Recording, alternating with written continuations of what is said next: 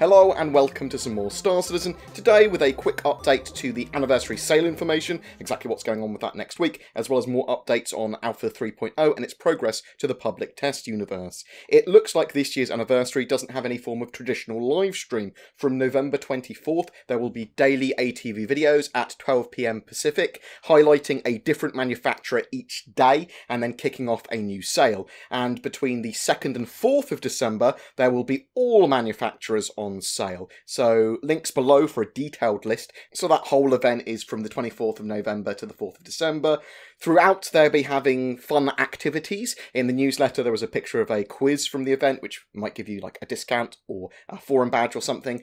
We don't actually know yet. Various limited ships will be on sale and include a couple of new ones. So this could be concept sales, or this could be ships that are already effectively built by them that will be the first time they go on sale. So yeah, 2 new ships or vehicles from this anniversary sale. The whole event is sort of a daily celebration of ship sales and that sort of jazz. I suspect there's going to be a 5-year insurance available on all the ships sold during the anniversary too. You might see like Javelins, Idris is on sale, possibly cheaper game packages, but don't have any of that confirmed yet. CIG have also said that going forward, instead of spoiling ship reveals early, they're going to have all of the information about concept ships, including its price at one time. This basically means they're not going to be announcing the week before what the ship's name is and how much it's going to be. I'm not actually a fan of that. I would prefer as early info as possible. Anyway, it's likely they're going to have a concierge pre-sale as well, so I don't really understand why they're saying they're not going to spoil the sales because they will with the concierge events. But, you know, I suppose it's marketing.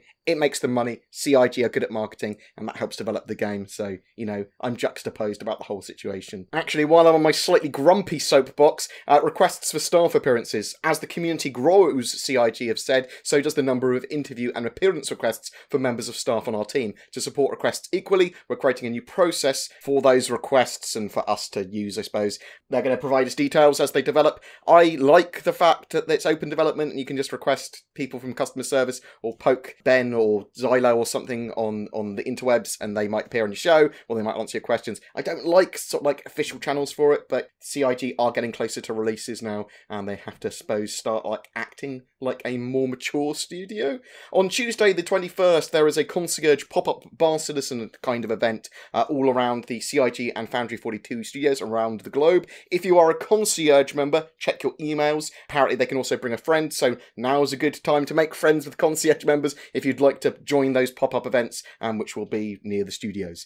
Some more information on work going into the Alpha 3.0 this week. They released 3 more builds to Evocati, as well as 15 internal builds of 3.0. They are approaching a PTU candidate build as well. All of the directors are in daily reviews to assess the current state of any remaining tasks and the latest bug fixes. They've reduced the PTU bug fix issues currently to 179, and if you want to check out yesterday's information about Alpha 3.0 and the PTU, a lot more information there as well. And next week they should see this fall dramatically again as they create an MVP list for the first wave 3.0 PTU. So this MVP list, the minimum viable product list, is specifically pertaining to the PTU of 3.0. So literally they are going, what is the minimum amount of features and bugs that we can get fixed to get into the hands of the PTU people? The MVP, the minimum viable product, when CIG use it, is normally in context of something else. It's not the minimum viable product for a sellable release version of Star Citizen, and no one would be happy if the MVP was 3.0. So just bear that in mind. I had lots of questions about that the other day.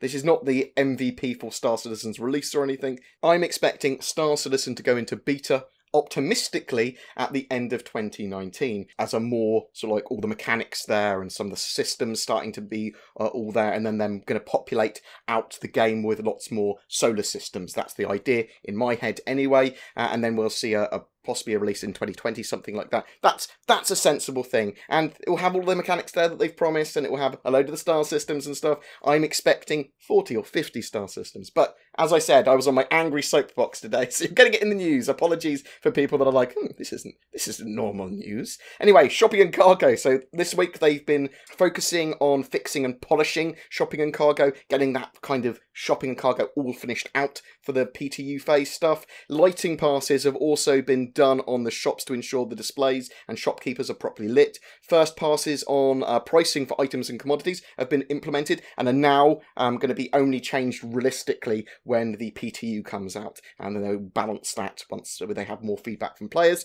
They've also implemented additional UI fixes. They're just waiting on some remaining fixes for commodity kiosks, and then they're going to be moving on to hopefully the final review of that.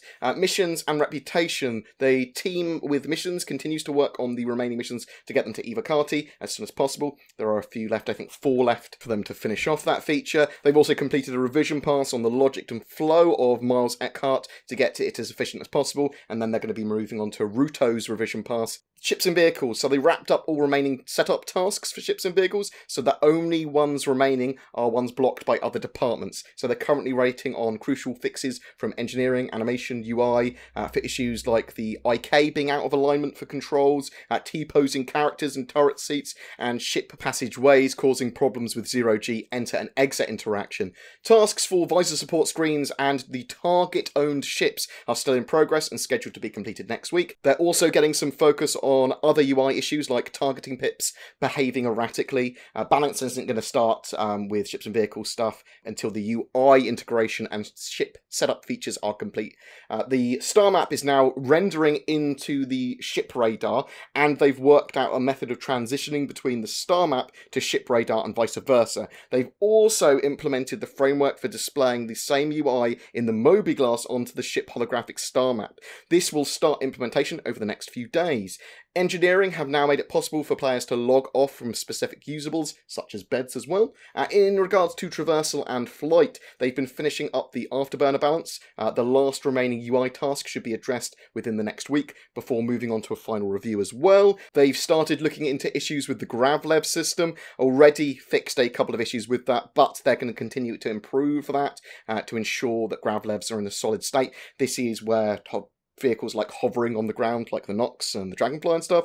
They are midway through a balance pass for atmospheric flight, Mobiglass and UI stuff. They've been polishing up and scaling the UIs for various situations.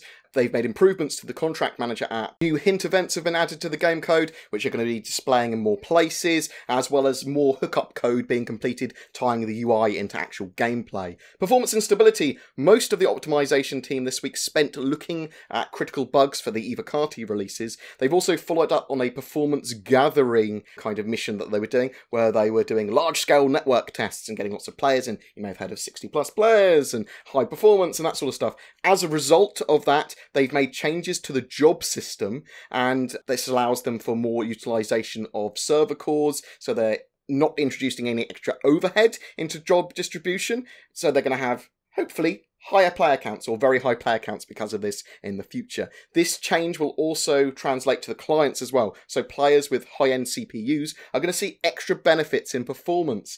Another result of these network tests is that they've reprioritized some of the performance tasks that had previously been lower in priority because their associated cost showed up more dominantly on the server with an increased player count. So hopefully a lot more players, or some more players in 3.0 when the build goes to live, and higher performance for everyone. So they've also continued to change the zone system to allow for concurrent position updates. They're going to try and get some extra time to get the programmers to optimize various entity and item components. I know we've been waiting for 3.0 for a bloody long time, in fact since last year, but I'm glad that they are trying to get more players in. I'm glad that they're doing the performance and network updates and that sort of stuff, and I am happy with a lot of the extra bits and bobs that they've put into 3.0 that I didn't realise we were going to get, so that is exciting. Please check out my video from yesterday, as it had a lot more about the progress on 3.0 over the week. Obviously we're getting quite close to that PTU release now. I think it's very, very likely we'll have it before Christmas now, but that is indeed unconfirmed. Every month we have a giveaway for November. It's for a massive Pioneer base building ship donated by our featured org, the Matadors. Links below if you're looking to join an outlaw group group that are active now and going to be active in 3.0 and beyond. All you need to do is be subscribed to my YouTube channel and comment on any of my Star Citizen content during that particular month. So for this Pioneer for November, to be in for a chance of winning. Do you have any questions about the news, about Alpha 3.0, about the PTU, about Eva Curly, about Star Citizen's development in general? Chuck them in the comments below. A special thank you to my Patreons who allow me to create the amount of content I do. If you're interested in becoming one of them, you can find the link to Patreon as well as everything else we've talked about down in the comments and the description below as well. Please don't forget to like and subscribe, as it really does help me, and I will see you in the verse.